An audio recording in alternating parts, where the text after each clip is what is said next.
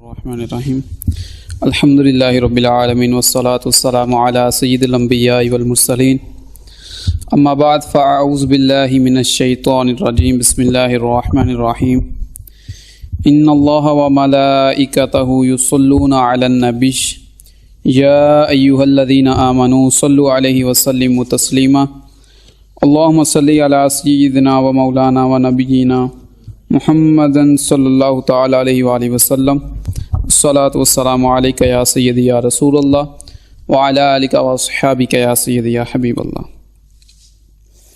الحمدللہ عز وجل اللہ رسول کے فضل و کرم سے آج کی رات نہایت ہی مقدس عبادت کی رات ہے۔ اللہ تعالیٰ اس رات میں لا تعداد بے شمار لوگوں کی بخشش فرما دیتا ہے، تو اللہ تعالیٰ کی بارگاہ سے دعا گو ہیں ہم بھی کہ اللہ تعالیٰ نے جن بندوں کی اس رات میں بخشش فرمانی ہے ہمارا بھی ان میں نام شامل فرما دے۔ اللہ تعالیٰ ہمیں صحیح معنی میں شریعت کا پابند بنائے، آمین۔ محترم سامعین، آج کا جو میرا موضوع ہے ہمسایوں کے حقوق۔ ہمسایوں کے حقوق کے بارے میں ہم حضور صلی اللہ تعالیٰ علیہ وسلم کی طرف سے دی گئی تعلیمات انشاءاللہ عز و جل سیکھیں گے۔ اللہ تعالیٰ سے دعا گو ہوں کہ مالک مجھے حق بیان کرنے، آپ کو حق سننے اور پھر سن کر اسی کے مطابق عمل کرنے کی توفیق عطا فرمائے۔ سب سے پہلے کوئی بھی ہمیں ہمسائے کی تعریف کا پتہ ہونا چاہیے کہ ہمسایہ ہوتا کون ہے۔ ہمسایہ ہوتا کون ہے، ہمیں اس کی تعریف کا کم از کم پہلے پتہ ہونا چاہیے، پھر ہی ہم اس کے حقوق کا خیال خاص طور پہ رکھ سکتے ہیں۔ باقی تو ہم مسلمان کے اوپر مسلمان کے بھی حقوق ہیں، لیکن خاص تر حضور صلی اللہ تعالیٰ علیہ وآلہ وسلم نے ہمسایوں کو حقوق عطا فرمائے۔ تو ہم حدیث طیبات سے سیکھتے ہیں کہ ہمسایہ ہوتا کون ہے۔ سب سے پہلے ہم دیکھتے ہیں کہ ہمسایہ ہوتا کون ہے۔ ایک دفعہ حضور تاجدار ختم نبوت صلی اللہ تعالیٰ علیہ وآلہ وسلم نے اپنے غلاموں میں سے 3 خلفائے راشدین سیدنا ابوبکر صدیق رضی اللہ تعالیٰ عنہ، سیدنا عمر فاروق رضی اللہ تعالیٰ عنہ اور سیدنا علی المرتضیٰ رضی اللہ تعالیٰ عنہ کو ارشاد فرمایا کہ جاؤ اور لوگوں کو یہ اعلان کر دو۔ فرمایا جاؤ اور لوگوں کو یہ اعلان کر دو۔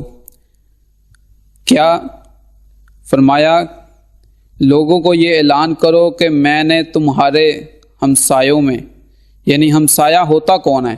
حضور صلی اللہ تعالیٰ علیہ وسلم نے فرمایا 40 گھر دائیں طرف، 40 گھر بائیں طرف، فرمایا 40 گھر آگے اور 40 گھر پیچھے، یہ میں نے تمام مسلمانوں کے ہمسائے بنا دیے۔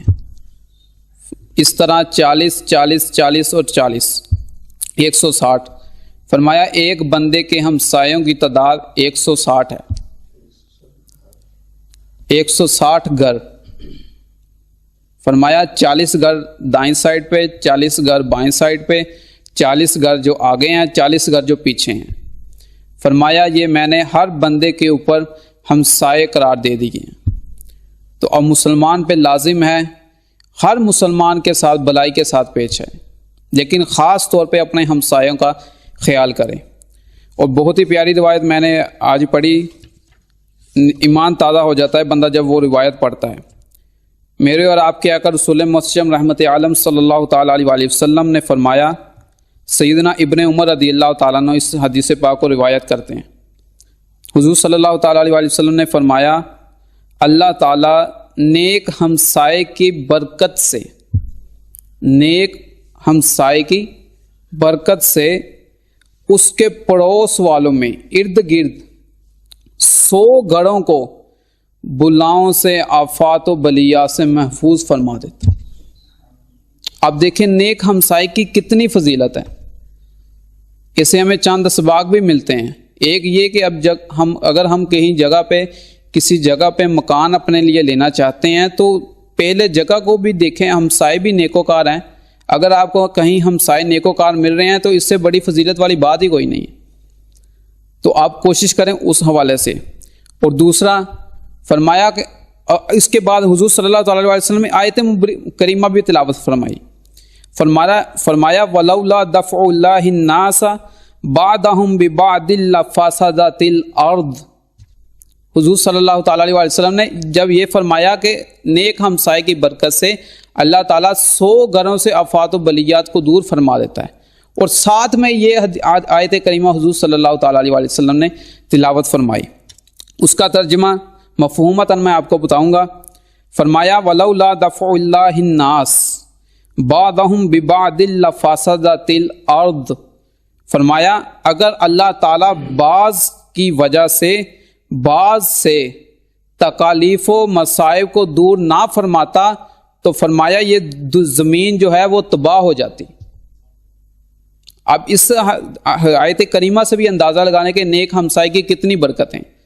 فرمایا اگر تم ادھر زمین پہ موجود ہو تو یہ تمہارے ہمسایوں کی برکت ہے، ان کی نیکیوں کی وجہ سے، ان کی پرہیزگاری کی وجہ سے تم آفات و بلیات سے، بڑی بڑی مصیبتوں سے محفوظ ہو.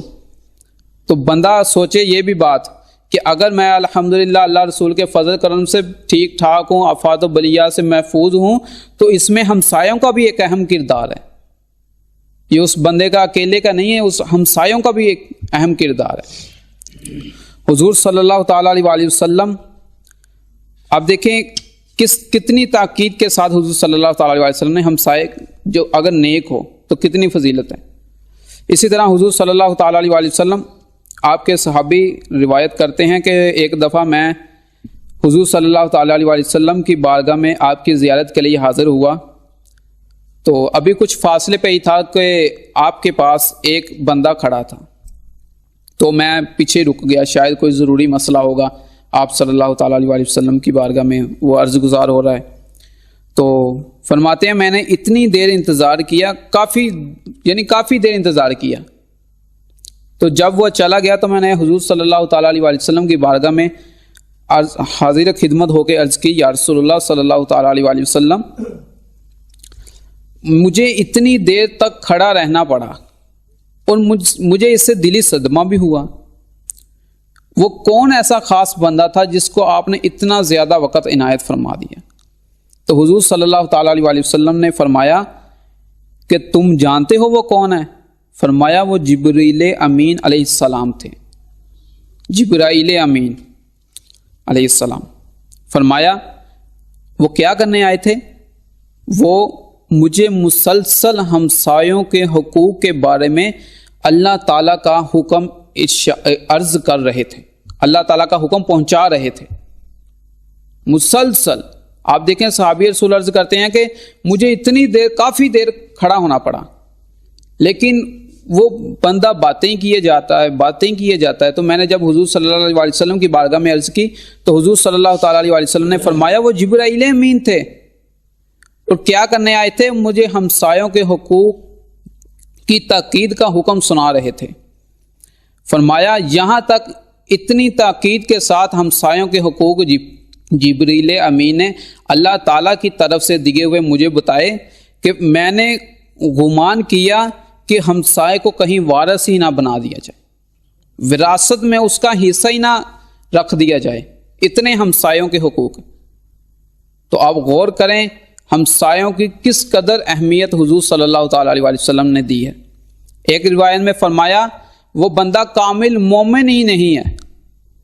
فرمایا وہ کامل مومن ہی نہیں ہے، وہ کامل مومن ہی نہیں ہے. 3 مرتبہ ارشاد فرمایا، قسم اٹھا کے فرمایا وہ کامل مومن ہی نہیں ہے. تو حضور صلی اللہ تعالیٰ علیہ وسلم کی بارگاہ میں عرض کی گئی یا رسول اللہ صلی اللہ تعالیٰ علیہ وسلم کون؟ فرمایا جس کی شرارتوں سے اس کا ہمسایہ محفوظ نہ ہو، فرمایا وہ بندہ کامل مومن نہیں ہو سکتا. اب آپ اندازہ لگانا جس بندے کو حضور صلی اللہ تعالیٰ علیہ وسلم ہی مومن نہیں سمجھتے وہ پھر کیا ہوگا. ہمسایوں کو اس قدر حقوق دیے گئے ہیں. اور اسی طرح ایک اور روایت میں فرمایا وہ شخص جنت میں داخل نہیں ہوگا، وہ شخص جنت میں داخل نہیں ہوگا۔ کون؟ فرمایا جس کا ہمسایہ اس کی شرارتوں کی وجہ سے امن میں نہیں، فرمایا وہ بندہ جنت میں داخل ہی نہیں ہو سکتا۔ آپ غور کریں، آج کل کے دور میں اگر ہم دیکھیں نا، تو اگر ہمسائے سے کسی طرح کا کوئی معاملہ ہو جائے، کوئی لڑائی جھگڑے والی کوئی بات آ جائے نا، تو بندہ آگے بڑھتا ہے، یہ ہوتا کون ہے ہم سے لڑائی کرنے والا، ہم اس کو بتائیں گے ہم کتنے بڑے بدماش ہیں، ہم یہ ہیں۔ اس طرح کی اور بھی کئی باتیں ہوتی ہیں۔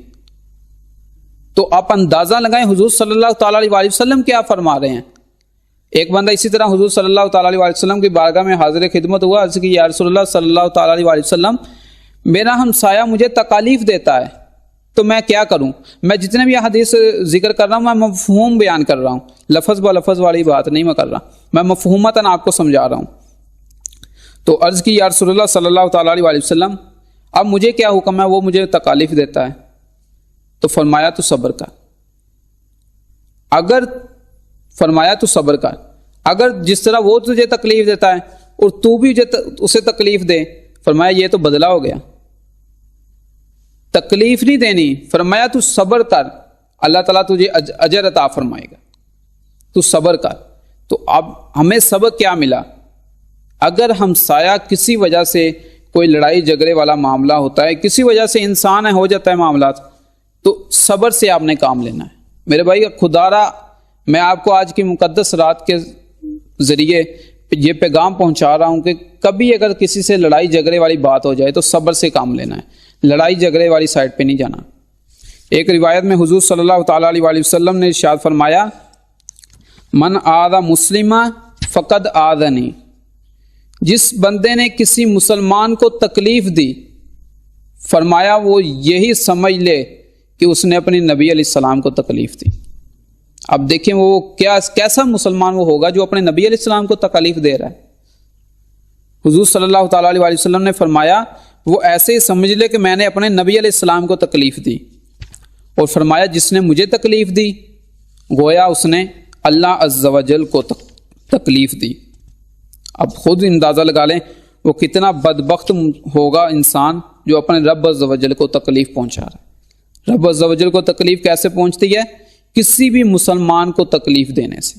بلکہ ایک روایت میں نے یہاں تک بھی پڑھا ہے، فرمایا اگر کوئی بندہ اپنی آنکھوں سے ہاتھ نہیں لگایا، ہاتھ والی تو بات بھی چلو بندہ کہتا ہے لڑائی جھگڑے میں ہاتھ اٹھا دیا ایک دوسرے کے اوپر، ایک روایت میں نے یہاں تک جملے پڑھے ہیں، فرمایا کہ کسی بندے کی طرف گوڑ کے آنکھوں کے ساتھ اس طرح دیکھنا کہ اس پہ آپ کا روب پڑے، فرمایا یہ بھی گناہ ہے، اس سے بھی میری شریعت نے تمہیں منع فرمایا۔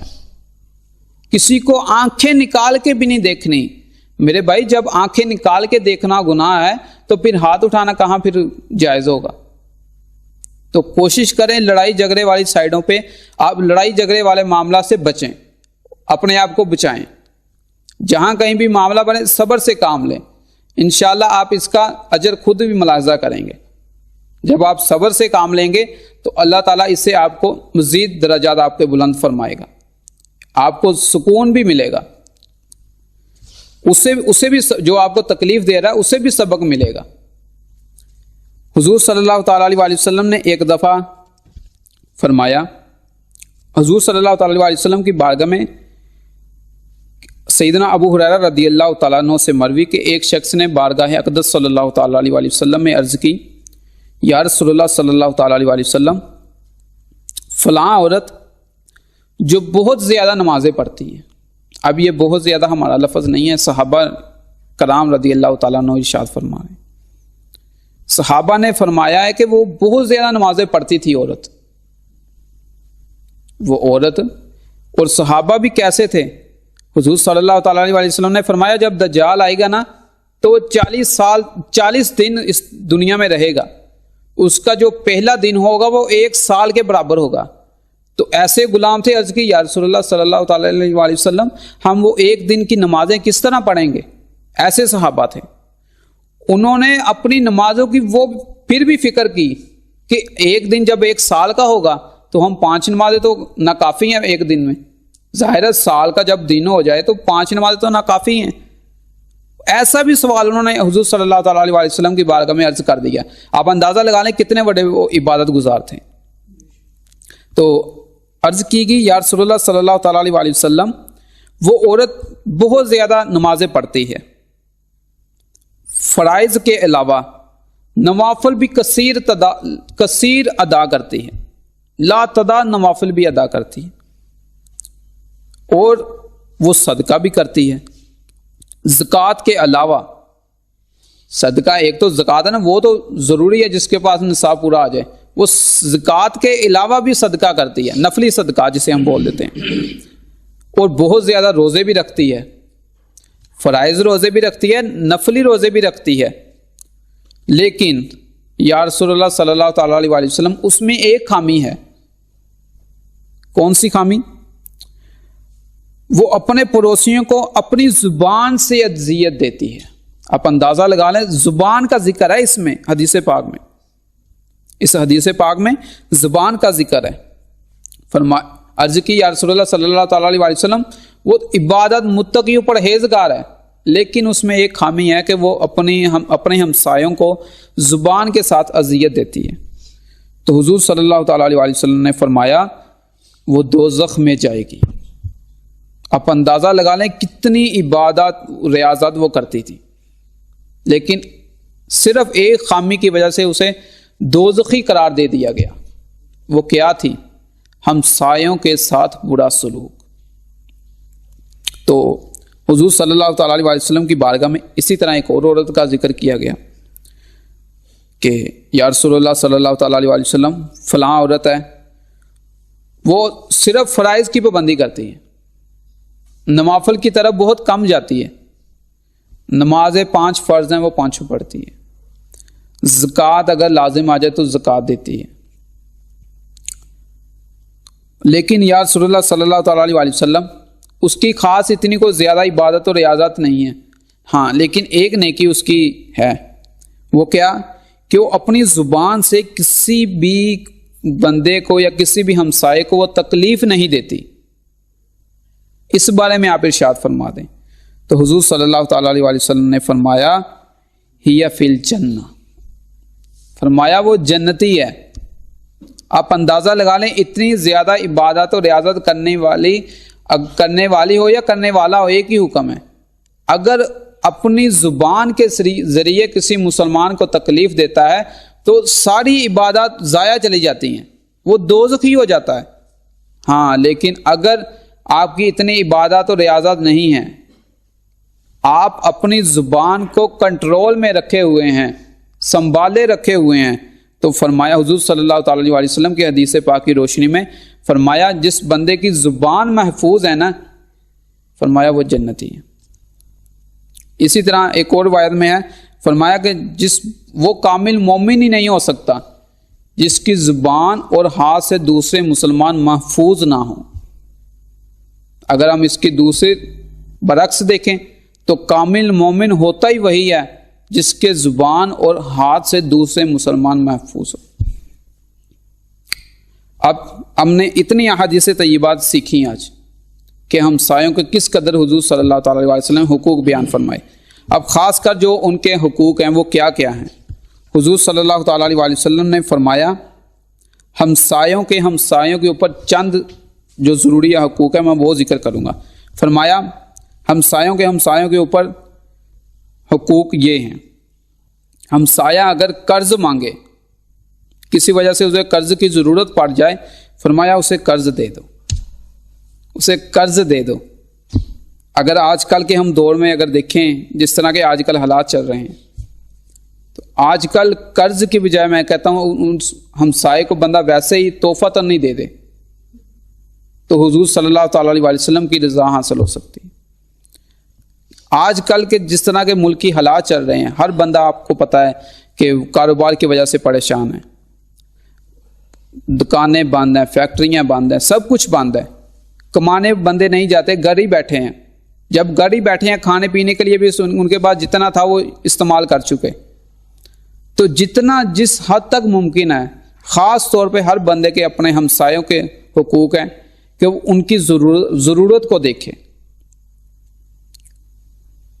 اسی طرح دوسرا حق ارشاد فرمایا اگر وہ اس شریعت کے مطابق دعوت کرے تو اس کی دعوت کو قبول کر لیا جائے، اس کی دعوت کو قبول کر لیا جائے۔ فرمایا اگر وہ بیمار ہو جائے اس کی عیادت کی جائے، اگر ہمسایہ بیمار ہو جائے اس کی عیادت کی جائے۔ اگر وہ مدد طلب کرے تو فرمایا اس کی مدد کی جائے۔ اب اندازہ لگا لیں، مدد اگر طلب کرے تو فرمایا اس کی مدد کی جائے۔ اگر کوئی مصیبت اسے گھیر لے، کوئی فوتگی وغیرہ کا کوئی مسئلہ ہو جاتا ہے یا کوئی بھی پرابلم اسے مصیبت آ سکتی ہے تو فرمایا اس کو حوصلہ دے، اس کی تعزیت کرے، اس کی حوصلہ افزائی کرے، حوصلہ اس کو دے۔ اسی طرح حضور صلی اللہ تعالی علیہ وآلہ وسلم نے ارشاد فرمایا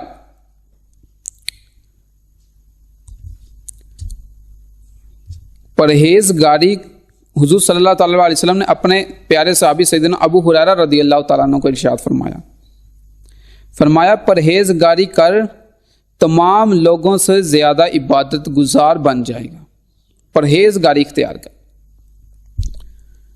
دوسرے نمبر پہ فرمایا قناعت کر تمام لوگوں سے شکر گزار بن جائے گا، اللہ تعالیٰ نے جتنا آپ کو دیا ہے اس پہ اللہ عز و جل کا شکر ادا کر، یا اللہ تیرا لاکھ کروڑ صد کروڑ احسان ہے کہ یہاں تک مجھے پہنچایا ہے، اس کا شکر ادا کر۔ اور مزید فرمایا جو تو اپنے لیے پسند کرتا ہے وہی پسند دوسرے مومن کے لیے بھی کر۔ اور فرمایا اپنے ہمسایوں سے بہتر سلوک کر تو مسلمان بن جائے گا۔ اب اندازہ لگا لیں ہمسایوں کو حضور صلی اللہ علیہ وسلم نے کس قدر حقوق ارشاد فرمائے، یہاں تک فرما دیا کہ وہ بندہ کامل مومن ہی نہیں ہو سکتا کہ اگر وہ ہمسایوں کو تکالیف دیتا ہے۔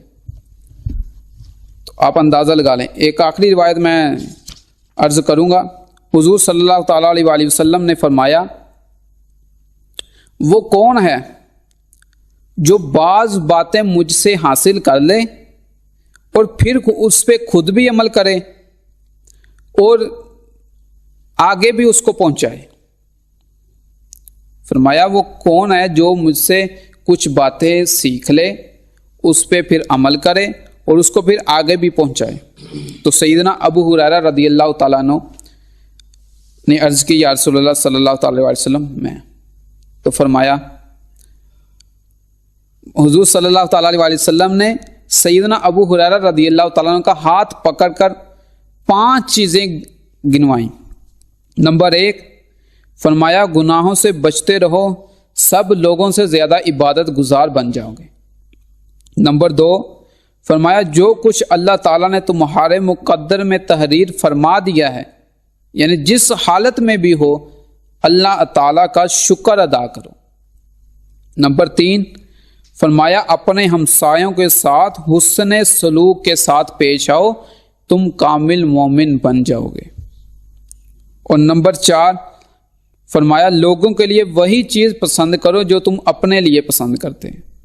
یہ بہت طویل بحث ہے، اس میں اگر پڑھیں ہم، اگر مجھے پسند ہے نا کہ مجھے کوئی اچھی چیز دے تو حکم یہی ہے کہ میں بھی آگے اچھی چیز ہی دوں، خاص کر کھانے پینے کے معاملات میں، اور بھی جو ضرورت آپ کے پاس کوئی چیز پڑی ہوئی ہے، آپ کوئی چیز تحفہ کسی کو دینا چاہتے ہیں تو ایسا دیں جو آپ کو خود پسند ہو۔ اب یہ نہیں کہ ہمیں وہ چیز پسند ہی نہیں ہے چلو یار ہمسایوں کے گھر بھیج دیتے ہیں، کھانے پینے والی چیزوں میں بھی۔ تو یہ آپ خاص کر اس چیز کا خیال رکھیں کہ جو اپنے لیے پسند کرتے ہیں وہی دوسروں کے لیے کریں، وہی دوسروں کو دیں۔ اور آخری بات حضور صلی اللہ تعالی علیہ وسلم نے فرمایا زیادہ ہنسا نہ کرو کیونکہ زیادہ ہنسنا دل کو مردہ کر دیتا ہے۔ تو اللہ تعالیٰ سے دعا کرتے ہیں کہ اللہ تعالیٰ ہمیں ان باتوں پہ عمل کرنے کی توفیق عطا فرمائے۔ آخری ایک روایت میں نے سوچی تھی تو کیونکہ میں نے کہہ دیا تھا یہ آخری روایت ہے تو پھر انشاءاللہ کبھی موقع ملا تو وہ عرض کریں گا۔ اللہ تعالیٰ ہمیں صحیح معنی میں شریعت کا پابند بنائے اور ہمسایوں کے جس طرح حضور صلی اللہ تعالی علیہ وسلم نے حقوق ارشاد فرمائے ہمیں انہی حقوق کی پاسداری کرتے ہوئے اپنی زندگی گزارنے کی توفیق عطا فرمائے. آمین بجاہ النبی الامین صلی اللہ تعالی علیہ وآلہ وسلم.